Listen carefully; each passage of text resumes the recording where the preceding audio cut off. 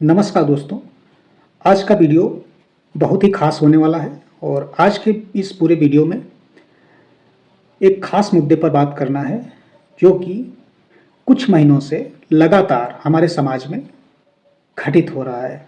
दोस्तों, ये जो मुद्दा है ये है हत्याकांड का, जो हमारे समाज में कुछ महीनों से निरंतर एक के बाद हमें सुनाई या दिखाई पड़ता है। हम रोज़ समाचार पत्रों में या फिर न्यूज़ चैनलों में देखते हैं कि किसी की हत्या हो गई और किसी महिला ने अपने पति को मारकर यहाँ गाड़ दिया या फिर यहाँ फेंक दिया। तो इन सब के पीछे क्या कारण है, तो उन्हीं सब मुद्दों पे आज हम बात करने वाले हैं। तो आइए दोस्तों, मुद्दे पर बात करते हैं। दोस्तों, मुद्दा चाहे मेरठ का हत्याकांड हो, जिसमें नीला ड्रम काफ़ी फेमस हुआ था, वो जो घटना हुई थी, चाहे फिर सोनम रघुवंशी का मामला हो या हत्याकांड उसमें जो हुआ था वो हो, या फिर अभी कुछ दिनों में एक और मुद्दा निकल कर आया है सामने, महाराष्ट्र के नाला सोपारा से, जिसमें एक पत्नी ने अपने पति को बाथरूम में जो है गड्ढा करके उसमें जो है दफना दिया और उसके ऊपर टाइल्स लगवा दिया। तो ये जो मुद्दे हैं, ये जो हत्याकांड हैं, काफ़ी गंभीर हैं। दोस्तों, मैं कहता हूँ कि ये कौन सा प्रेम है समाज में जो इस प्रकार से निकल कर सामने आ रहा है, जो बहुत भयभीत कर दे रहा है लोगों को। दोस्तों, मैं आपको लेकर चलता हूँ 70 या फिर 80 के दशक में या 1990 के आसपास, जहाँ पर आप वहाँ की स्त्रियों का अध्ययन करें, वहाँ की महिलाओं का अध्ययन करें, तो आप देखेंगे कि वहाँ पर काफ़ी शांत माहौल रहा है। कभी ऐसी इस प्रकार की घटनाएं बहुत कम आपको सुनाई देंगी। लेकिन आज के समय में ऐसा क्या है जो इस प्रकार की घटनाएं हमेशा आपको अधिक से अधिक सुनाई दे रही हैं। दोस्तों, क्या लगता है आपको कि क्या 1970 से 80 के आसपास महिलाओं को उतनी स्वतंत्रता नहीं थी जितनी आज है? क्या वो उनको बोलने का अधिकार नहीं था? जो उस समय ये घटनाएं उतनी ज़्यादा मात्रा में नहीं दिखाई दे रही थी जितनी आज हैं? या फिर ये कह लें कि तब समाचार या न्यूज़ चैनलों में उतनी ज़्यादा चर्चाएं नहीं होती थी इन चीज़ों की? ये कैसा समय है जो इस समय ज़्यादा ये घटनाएं हमको देखने को मिल रही हैं? दोस्तों, मुझे इस प्रकार की घटनाओं के पीछे दो चार बातें जो हैं, जो समझ में आ रही हैं, जिनसे इन घटनाओं को शायद अंजाम मिल रहा है। उसमें पहली बात ये हो सकती है कि शायद शादी या विवाह किसी का अपनी मर्जी से या उसके मर्जी से न किया गया हो, जबरन या दबाव बनाकर उसकी शादी की गई हो। लेकिन मुझे लगता है कि अगर उसकी शादी जबरन की जा रही है तो वो इसका विरोध कर सकता है वो व्यक्ति, या फिर अगर हो ही गई है शादी तो उसके लिए रास्ता है, दूसरा रास्ता है, वो डाइवोर्स ले सकता है या फिर तलाक ले सकता है उसके लिए। लेकिन किसी की जान ले लेना ये तो अच्छी बात नहीं है। ये मुझे लगता है कि कहीं भी सही नहीं है कि किसी को जान से मार देना। और अगर आपका किसी से प्रेम है या प्यार है तो वो कैसा प्यार है, कैसा प्रेम है, मुझे नहीं लगता ये आपका प्यार है कि इसके पीछे आपका कोई व्यापार करने का इरादा है, जो आप सोच के रखी हैं बहुत पहले से, जो इस प्रकार से कृत्य कर रही हैं। दूसरी बात ये निकल कर आती है कि शायद जिस महिला ने इस घटना को, इस प्रकार की घटना को अंजाम दिया है, उस महिला का किसी के पैसे या धन के पीछे बहुत बड़ा लालच हो सकता है किसी पैसे, किसी व्यक्ति के पास उसके अपने पति से ज़्यादा उसके पास पैसा हो या धन हो, जिसका लालच उसे परेशान कर रहा हो। उसको लगता हो कि मेरे पति के पास इतना कभी नहीं आएगा, इसके लिए उसने ये कदम उठा लिया हो। दोस्तों, अगला कारण हमें लगता है जो इस घटना के पीछे जो अंजाम देने का कारण हो सकता है, वो मुझे लगता है कि हो सकता है किसी महिला का, जो महिला की रुचि जो है कई पुरुषों के प्रति हो, जिससे वो जो है उसका पति विरोध करे या विरोध करता हो। इससे वो निजात पाने के लिए शायद ऐसा कदम उठाती हो। दोस्तों, मुझे लगता है कि हमारे समाज के जो लोग हैं, चाहे वो महिला वर्ग हो या फिर पुरुष वर्ग हो, जो वेस्टर्न कल्चर है, पाश्चात्य संस्कृति, उसको ग्रहण करने में थोड़ी सी भी हिचकिचाहट नहीं दिखाई।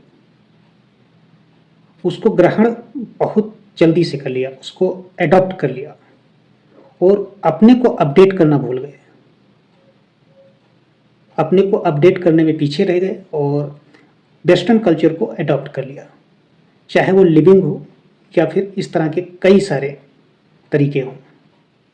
दोस्तों, आज का युवा जो वर्ग जो है वो इतना आगे बढ़ गया कि शायद उनके माता पिता को लिविंग का मतलब भी ना आता हो, लेकिन वो लिविंग में रह रहे हैं।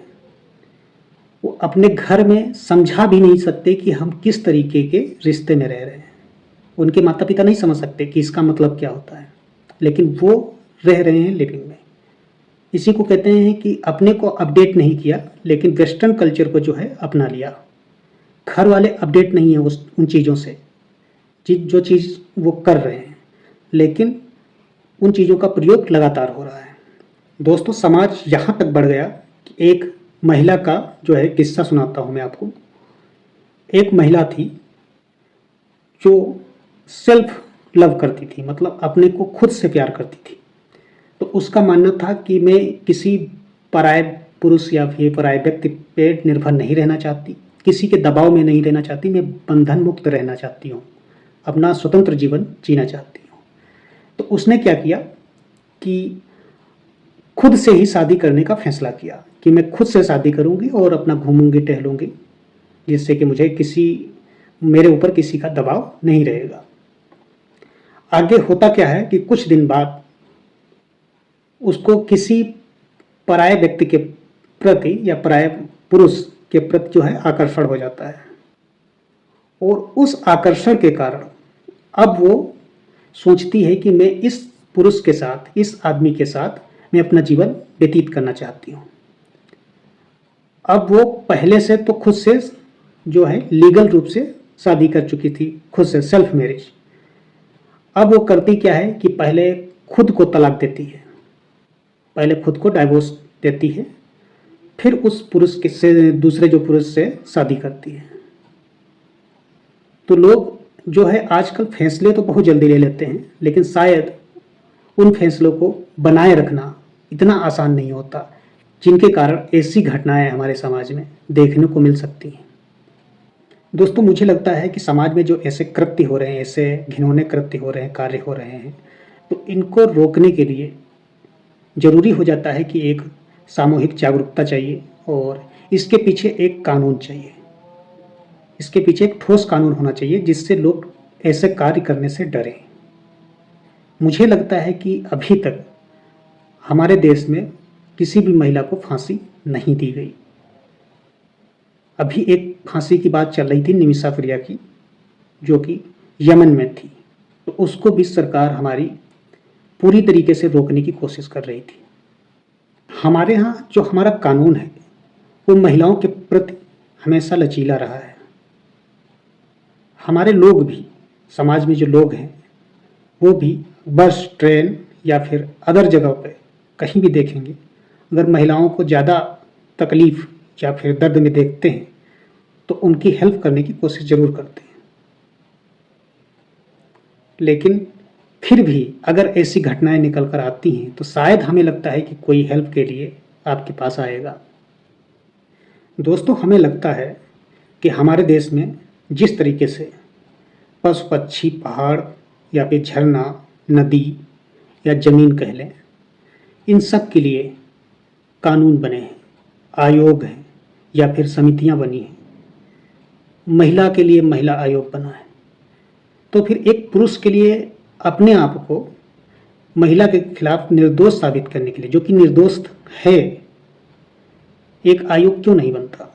एक पुरुष आयोग तो होना चाहिए, जिससे कि अगर पुरुष निर्दोष होकर भी फंसाया जा रहा है तो उसको जो है न्याय मिल सके।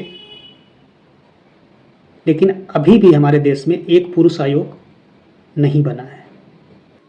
तो दोस्तों, ये थी कुछ इस मुद्दे से संबंधित बातें, और कुछ महिलाओं को शायद मेरे इस वीडियो से बुरा लग रहा हो, तो आपको बुरा नहीं लगना चाहिए। अगर आप अपने जगह पे सही हैं तो आपको बुरा नहीं लगना चाहिए। मैं सभी महिला वर्ग की बात नहीं कर रहा, लेकिन हाँ, कुछ चंद महिलाओं के चक्कर में सारी महिलाएं जो है बदनाम हो रही हैं। तो यह महिलाओं का भी कर्तव्य है कि जो है इस प्रकार के मुद्दे को ज़्यादा से ज़्यादा उठाएं और इस प्रकार के घिनौने कृत्य होने से रोकें। दोस्तों, वीडियो मैं यहीं पर समाप्त करता हूं। अगर वीडियो पसंद आया हो तो लाइक करें और चैनल को सब्सक्राइब कर लें। फिर कभी अगले वीडियो में मिलेंगे।